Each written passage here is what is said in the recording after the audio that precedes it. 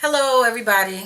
This is Poetic Suffer, and on this video, we're going to talk about hatred, just straight out hatred. I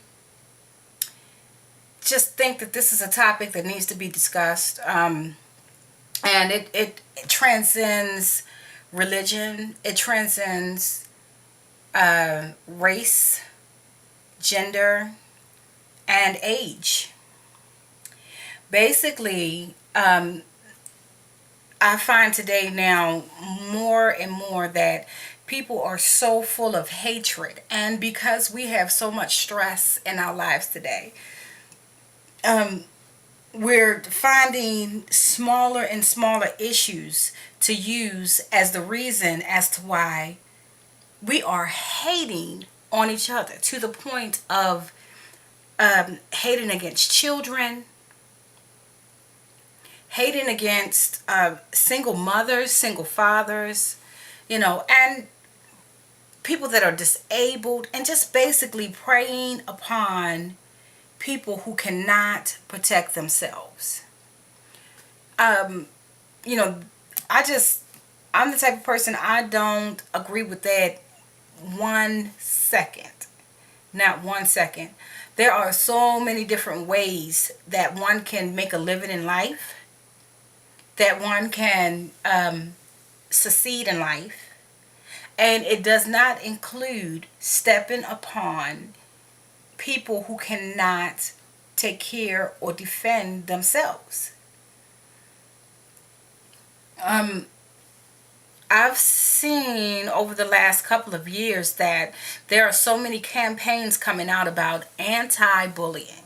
I mean, to the point where they have put together special projects at the skating ring, the bowling rinks, and arcades, places that are geared towards children. They have even at certain schools and school districts put together programs where they had to bring in police officers to talk about cyberbullying, which is people who enjoy being online, who are surfing the web, are being targeted and isolated. Their accounts are being hacked into.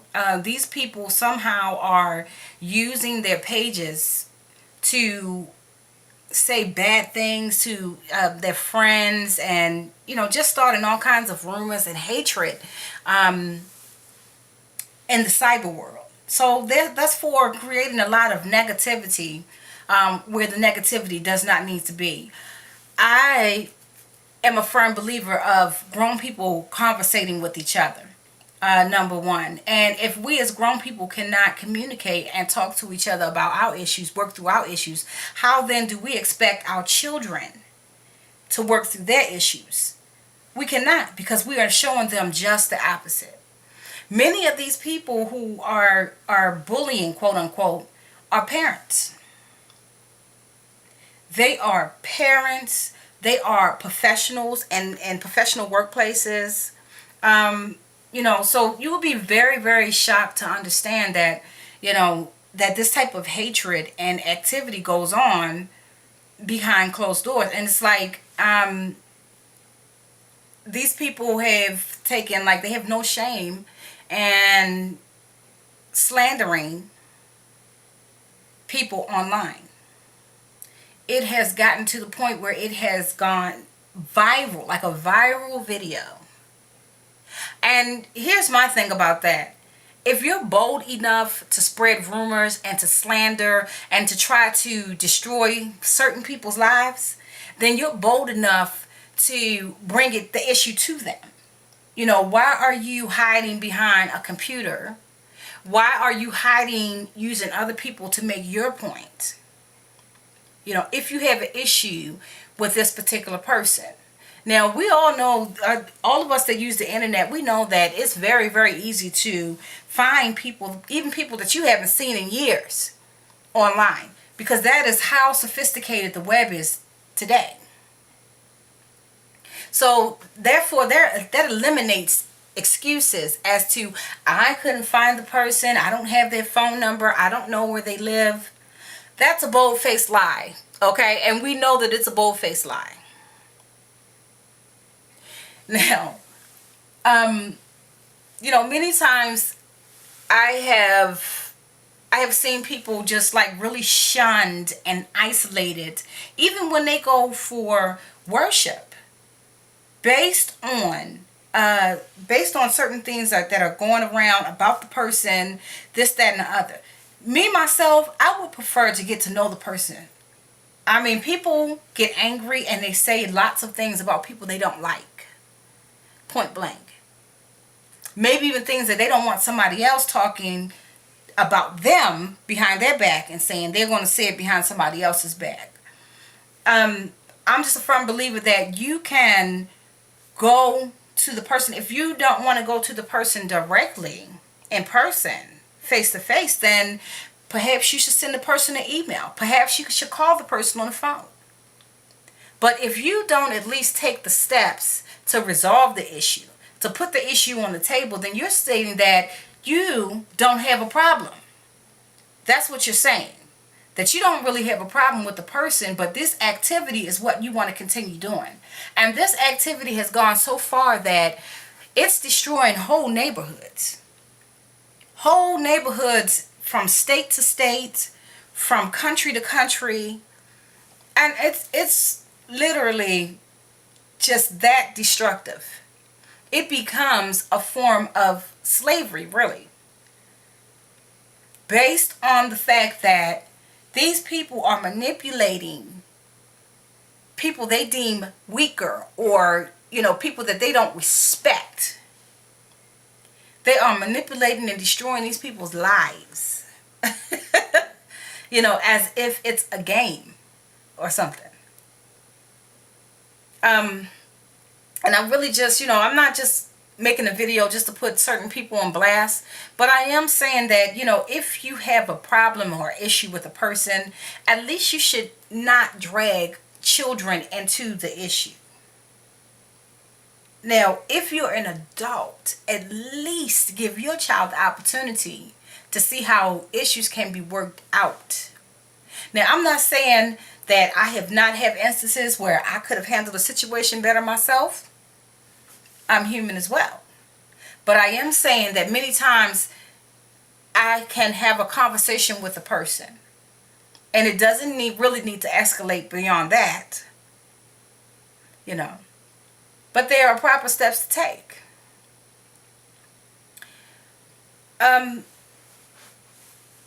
What's so surprising is, again, the children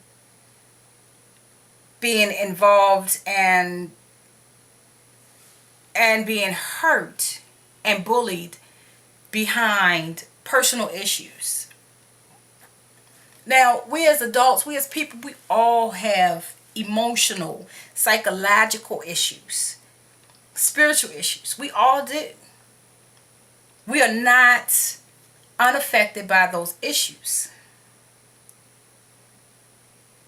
But it does boil down to how we're going to handle the situation. How are you going to handle it? Either you're going to approach the situation in a mature manner, and quite frankly, I believe if you've come to the person before and you've allowed the person to know, I have this problem with you.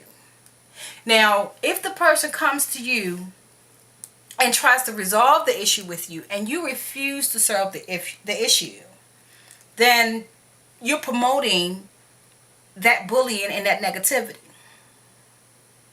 But if the person comes to you and they are sincere about working through the issue with you, not because they're scared of you, not because they deem you as more relevant than them,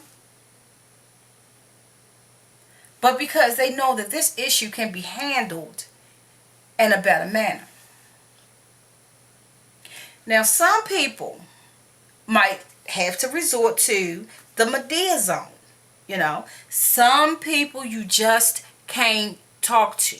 And you can tell them and talk to them as many times as you can. but they will ignore what you say and continue with their behavior, until it's taken to the next level. Now, seriously, this has gotten so serious that it's even affected police officers.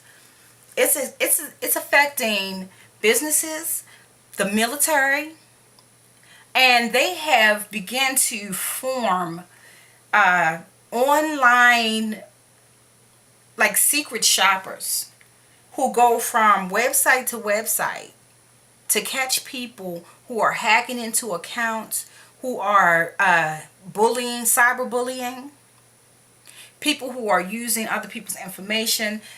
They have even set up groups to where they're distributing this information throughout town about this anti-bullying. And this is how large that this bullying has gotten. Now, it's just a few, it's a few bad apples in a bunch. It's a few bad apples in a bunch. Now, some people I've talked to, they're kind of surprised at the age of these people.